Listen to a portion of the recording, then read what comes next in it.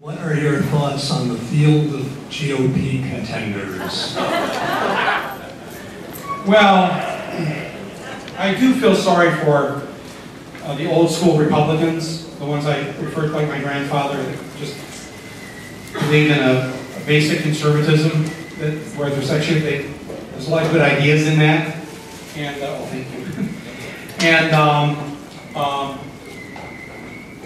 but I think the thing that amazes me about the current crop of candidates is, other than John Huntsman, a Mormon who believes that there's global warming, he believes in evolution, and he helped get a civil unions law passed. Other than him, the others amazingly believe that America is as crazy as they are.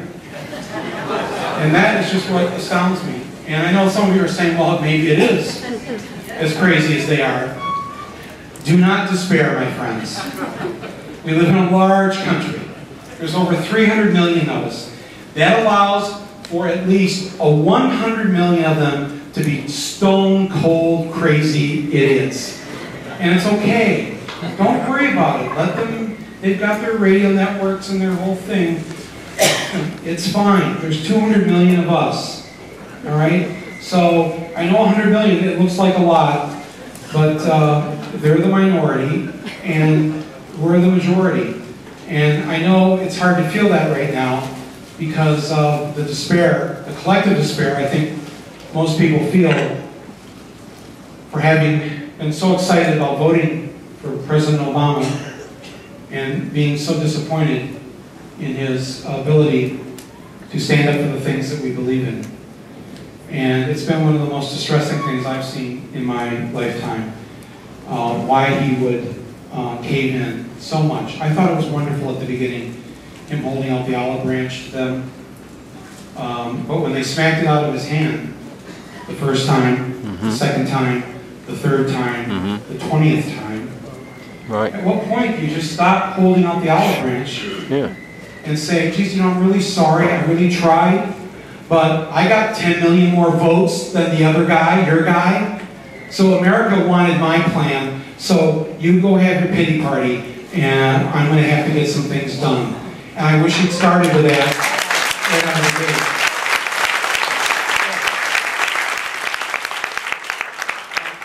Yes, right here. We'll get to the back, too. Your opinion about knowledge, foreknowledge of 9/11, particularly referencing the Search for Truth, Quest for Truth, the four widows from New Jersey, their documentary in which they reference the ISI, Pakistani Secret Service, and their connection with Al-Qaeda. Michael, do you think that the administration had foreknowledge? Absolutely not. No. I mean, I think the record shows that on, I think it was August 6th, 2001, President Bush, while on vacation in Crawford, was given the security report that said, I think the headline was something, Bin Laden to attack America, and determined that, and that he was going to possibly use airplanes. And then he continued on his vacation for the rest of the month. And he had this sort of disengaged outlook that he seemed to have throughout his presidency. So I think you can definitely claim negligence on that, but I mean, that's just, as badly as we think of people on the other side of the political fence, I would never think that they would know or allow to have happen something so horrible or horrific.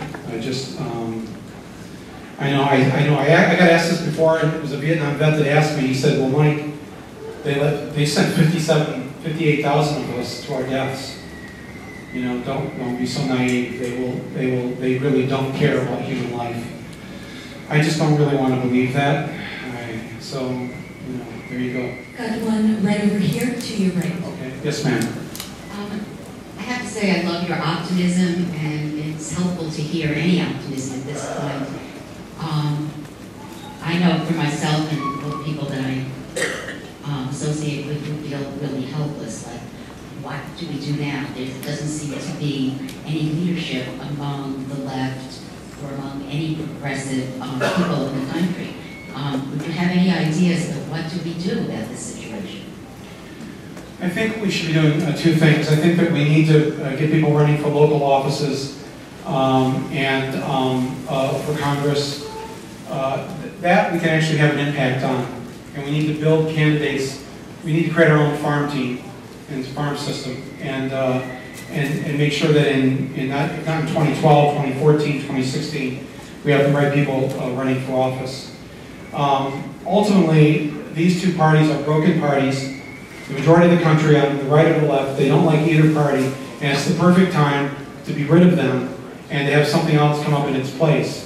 And I wish we had a multiple party system in this country that accurately reflected the political viewpoints of the majority, or not the majority, but all the people in this country.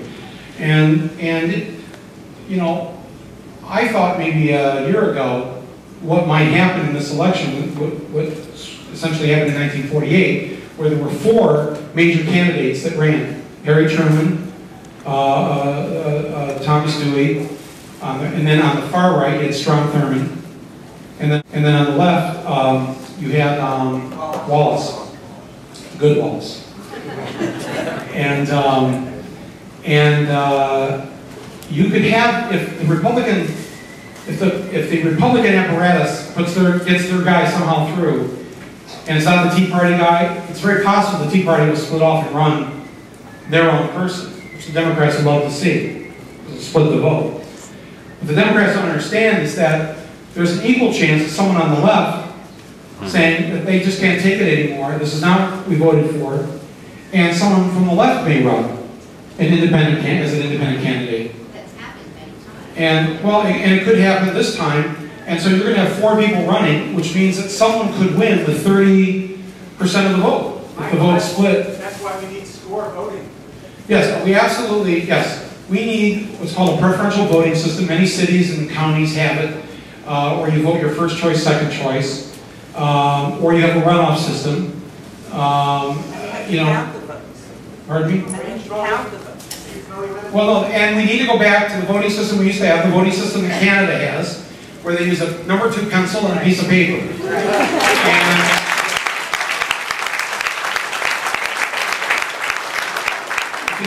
the Canadians have nearly 35 million citizens. They have all the votes counted within a few hours. It's the second largest landmass of a country on Earth, next to Russia. And yet, they get all the votes in like 3 hours. They bring those votes in by dog sled, on the backs of baby seals. And it's all on little pieces of paper, and it's right there, and there are witnesses that count the ballots as they stack up, and that's the way we should do it. Should outlaw computer voting and anything to do with scanning.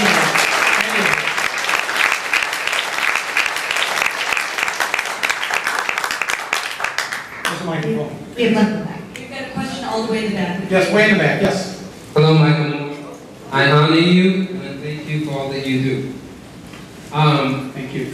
I'm a U.S. citizen, and I have to believe that people like Glenn Beck, Ann Coulter, and Bill O'Reilly are garbage.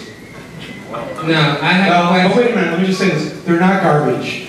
They're human beings. They are. They are. And they are part of the same human family that you and I are part of. True. Okay, you're with me so far. Some of the things they say are garbage. Yes. And some of the things they do are hurtful and harmful. We have to make sure that we never act or become like them.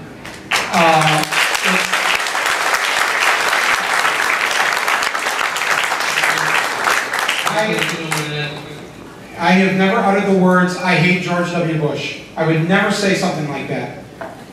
Number one, because I don't. I don't hate him. I never hated him. I hated the things that he did, and I did my best to try and stop them, but I never want to diminish him as a human being or part of the same human family that I'm part of. Okay, can I ask you a question? Yeah, I'm sorry, I didn't mean to interrupt you there, but I just wanted to make that clear. You're a good person, and we all know that. I'm a highly flawed person and seriously overweight. My question is, what did you do for the 10th anniversary of 9/11?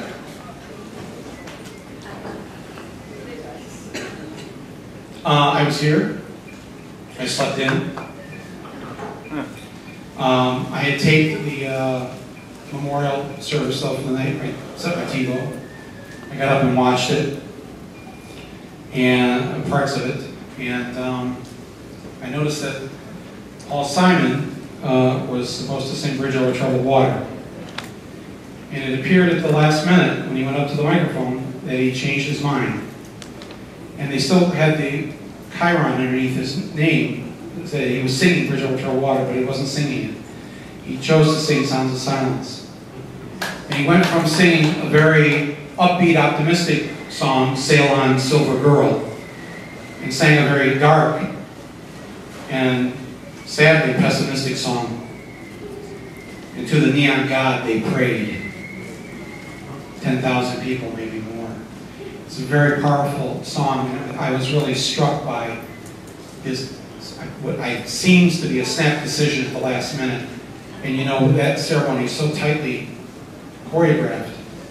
I don't know what kind of heads were spinning when he did that. I don't know if anybody's mentioned it since Sunday, but I was deeply moved by his version of that song. And you can see it online if you'd like to look at it. Later that night, when the crowds left and all the hoopla and the politicians and everybody had left the area around 11 o'clock or midnight that night, sometime late that night, I went down there on my own. And what I said and did was really just a private matter. I was deeply affected by that day, as everyone in this room was. One of the producers that worked with me was on the plane from Boston that went into the towers. And so that event, not only in and of itself, was so affecting and so tragic, it had multiple tragedies take place as a result of it, because those who died on that day, their names were used in vain to start not one war, but two wars, and ruin us and our reputation around the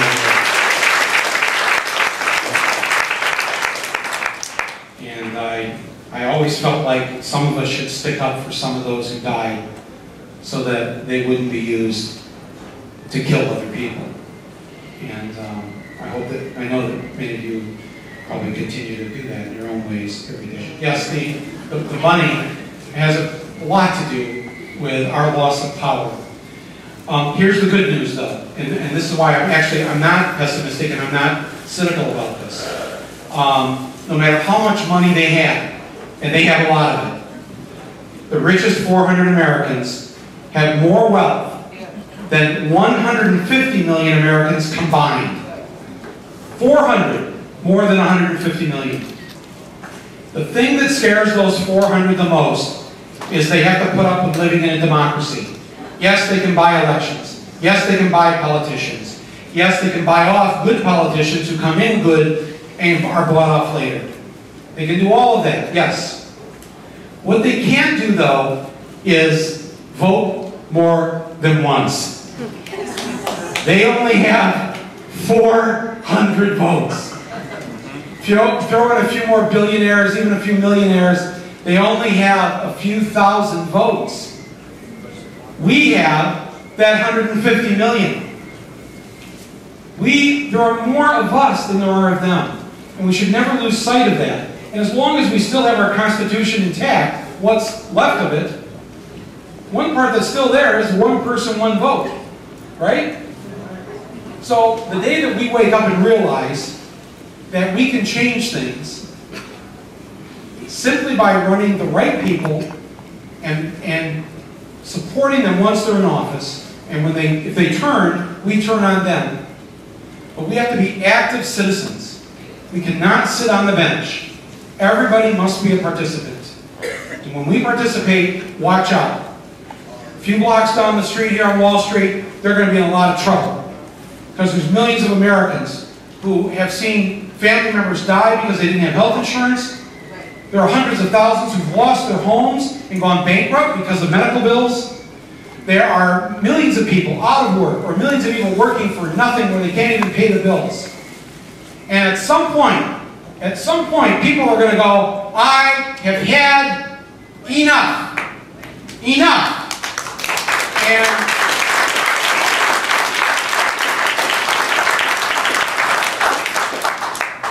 all of us better be ready for that and be ready to respond with nonviolent political solutions, new parties, new organizations, whatever, so that that energy is directed in a good way. Because history is full of examples of when people reach the end of the road. Those who believe in the more fascistic way of thinking are very skilled at manipulating those who are down and out. And they're very good at blaming the other. And that is not a new routine. So get ready for that. That'll be the big fight once the mass of Americans who've been pummeled by our economic system, once they rise up. Let's make sure we turn that in the right direction when it happens.